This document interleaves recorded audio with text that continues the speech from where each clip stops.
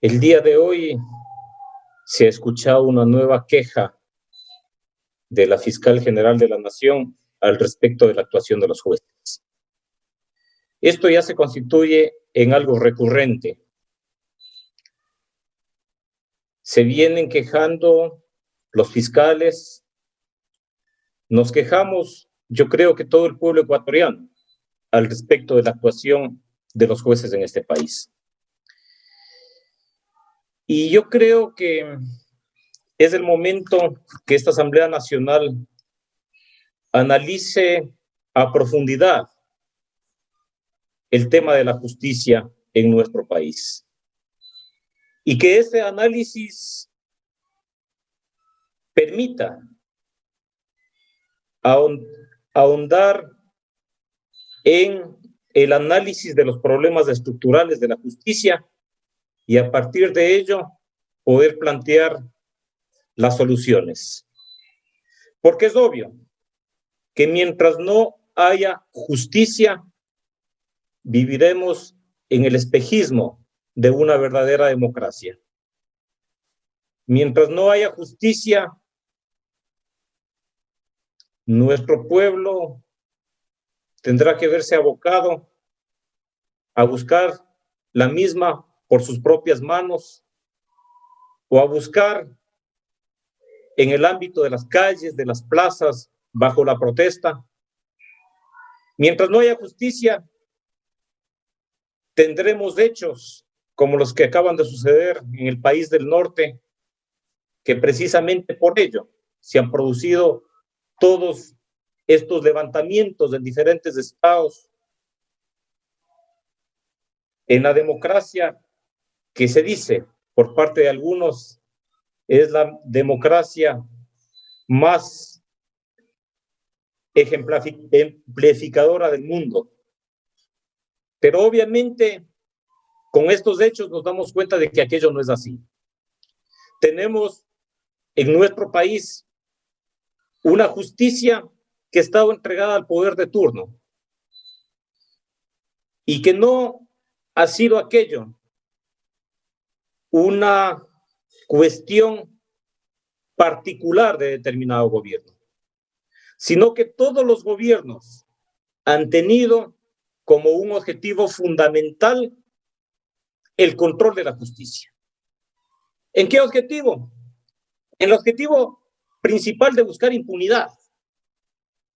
Y desde luego que han conseguido ese objetivo. La impunidad campea a lo largo y ancho de la patria. Y no ahora, sino históricamente. Por ello es que se ha hecho común aquel adagio popular de que la justicia es solamente para los de poncho. Y eso es así. La justicia para el que roba una gallina, la justicia para el que roba un celular, pero la justicia para quienes están involucrados en que, aprovechándose inclusive del favor del pueblo a través de un voto popular, llegan a determinado espacio y se llenan los bolsillos, esa justicia o llega tarde o, como es común y casi general, nunca termina de llegar. Y lamentablemente eso crea una profunda desconfianza del pueblo ecuatoriano en el sistema democrático. Y en estos momentos lo estamos viviendo a diario, cuando el pueblo no quiere saber nada, inclusive del nuevo proceso electoral que se avecina, no quiere saber nada de elegir a los nuevos asambleístas y de elegir al nuevo presidente y vicepresidente de la República, y no quiere saber nada porque ha llegado a desconfiar absolutamente de todos. Y ha llegado a desconfiar de todos porque no tenemos justicia en este país. Principalmente por ello. Porque no tenemos justicia. Porque la justicia efectivamente está vendada a los ojos. No para ser imparcial, sino vendada a los ojos para no mirar quienes en realidad son culpables, quienes en realidad tienen que ser juzgados, quienes tienen que pagar por afectar a los derechos fundamentales de la población a través de actos de corrupción. En ese sentido, yo considero de que es el momento en donde planteemos cambios estructurales, cambios fundamentales en dos ámbitos: en el ámbito de la designación y en el ámbito de la evaluación para los jueces en este país.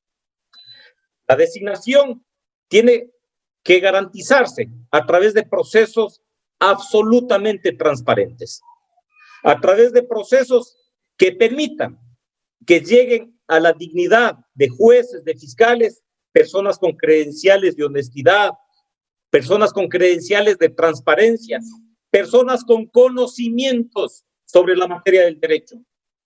Que no podamos estar los ecuatorianos en manos de quienes venden, de quienes comercializan con las sentencias, con las resoluciones. Que estemos en manos de jueces que actúen con la ley en la mano. Entonces, para ello, tenemos que garantizar procesos absolutamente transparentes que impidan que desde el poder político se vuelva a meter la mano en la justicia ecuatoriana.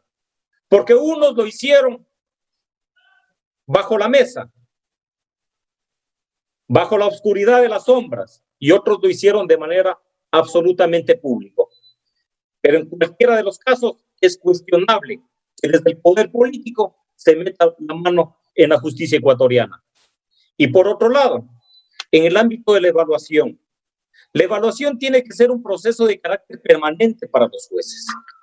Los jueces deben de ser evaluados no únicamente al iniciar su periodo de gestión, sino que esos procesos deben de permitir vigilar, no para perseguirles a los jueces, no para invadir aquel principio fundamental de independencia de la justicia, sino fundamentalmente para cualificar a los jueces en medio del ejercicio de sus funciones. En ello, yo sí creo que a pesar de los cuestionamientos que puedan existir al respecto de la subjetividad o al respecto de la falta de reconocimiento legal de algo que se aplica en las Fuerzas Armadas y de algo que se aplica en la Policía Nacional, que es las famosas pruebas de confianza o las pruebas de polígrafo. ¿Por qué no aplicar a los fiscales, a los jueces de este país, semestralmente esas pruebas de confianza?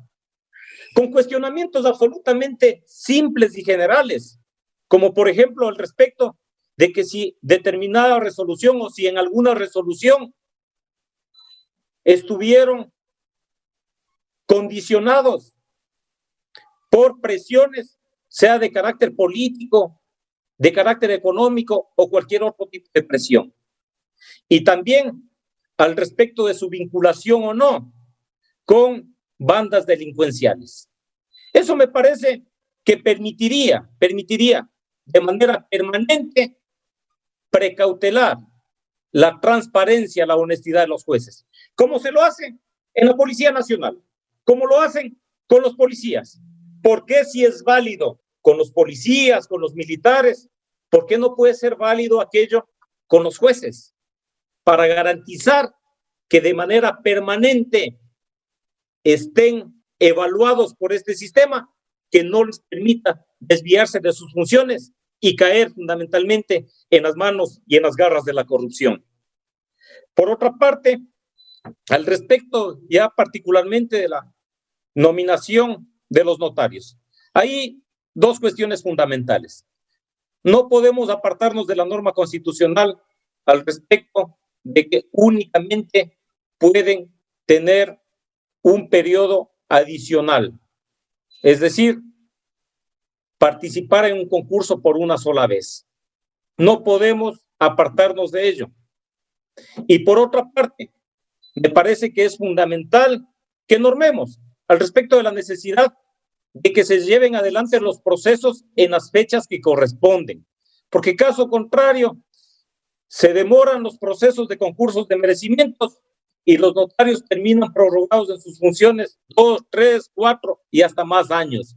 Entonces es necesario que normemos aquello con obligatoriedad para que los procesos de concursos de merecimientos sean llevados adelante en las fechas que corresponden.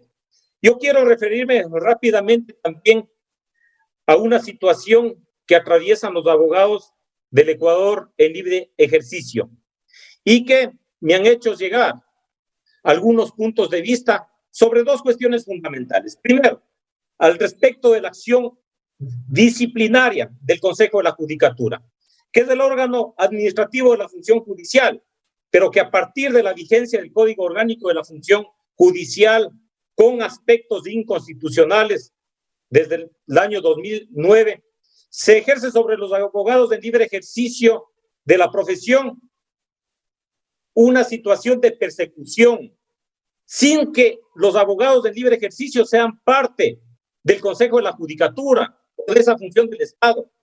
No tienen función en relación de dependencia, no perciben remuneración. Por lo tanto, su ámbito de ejercicio está desligado del Consejo de la Judicatura. Entonces, no es posible que se haga un sometimiento inconstitucional e ilegal de los abogados de libre ejercicio de la profesión. Es importante dejar claro que con la vigencia del Código Orgánico de la Función Judicial se pretendió además terminar con los colegios de abogados del país, para cuyo fin se creó el Foro de Abogados, al que obligatoriamente deben inscribirse todos los profesionales del derecho a partir precisamente del 9 de marzo del 2010, según así lo dispone la 8ª disposición transitoria del Código Orgánico, como requisito previo para el otorgamiento de su credencial profesional, que le habilite ejercer la abogacía en los tribunales y juzgados de la República. En ese sentido, yo creo que lamentablemente esta ley lesionó derechos fundamentales, especialmente el derecho al trabajo y a la dignidad profesional, fomentando el irrespeto de parte de quienes ejercen un cargo en la administración de justicia, especialmente de ciertos juzgadores, que parapetados en un nombramiento de dudoso origen, se empeñaron en maltratar a los profesionales que ejercen dignamente su profesión, intimidándoles, amenazándoles y en algunos casos inclusive privándoles de la libertad, con el propósito de impedir que a través de su defensa se diga la verdad, que podría incomodarle a los fines de quienes están en el poder, por cuya razón se empeñó en contar entre sus mejores aliados a la Fiscalía y la Administración de Justicia, que terminaron resignando vergonzosamente su independencia e imparcialidad